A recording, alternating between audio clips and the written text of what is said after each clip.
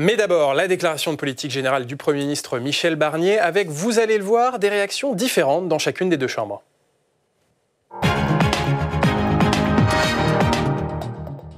Aucun applaudissement quand Michel Barnier monte à la tribune de l'Assemblée. À peine le discours entamé, des députés de la France Insoumise brandissent leur carte d'électeur pour protester contre sa nomination.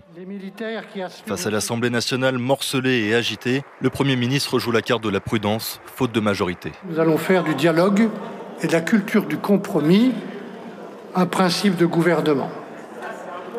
Le mot de compromis, ce n'est pas un gros mot. On ne se compromet pas quand on fait un compromis. Le ton se veut conciliant et le Premier ministre décoche aussi quelques flèches. Je serai très attentif à vos propositions d'économies supplémentaires. Très attentif. Pour faire face à un déficit que j'ai trouvé en arrivant. Voilà. Le lendemain, changement de décor et d'ambiance au Sénat pour son second discours de politique générale, avec un tonnerre d'applaudissements à son arrivée. Michel Barnier est ici en terrain conquis. Merci pour votre accueil auquel je suis sensible. Je suis attaché au rôle du Sénat. Et ce n'est pas un hasard d'ailleurs s'il y a, peut-être pour une des premières fois, autant de sénateurs et de sénatrices dans mon gouvernement. Une dizaine de sénateurs sont devenus ministres, un record.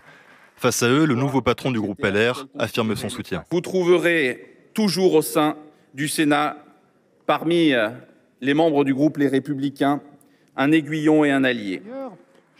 Comme à l'Assemblée, le Premier ministre met l'accent sur la situation financière du pays à quelques jours de l'examen du budget. Et pour ce faire, il promet de s'appuyer sur les travaux du Sénat. Je sais d'ailleurs que le Sénat avait proposé l'an passé des mesures d'économie très substantielles. Nous avons sans doute là un gisement d'économie accessible. Nous allons les examiner ensemble. Maintenant que Michel Barnier a présenté sa feuille de route et sa méthode, le travail parlementaire peut reprendre avec une première épreuve du feu, le budget présenté en Conseil des ministres le 10 octobre. Voilà pour ce sujet d'Adrien Pin. Patrick Caner, quand vous avez entendu la feuille de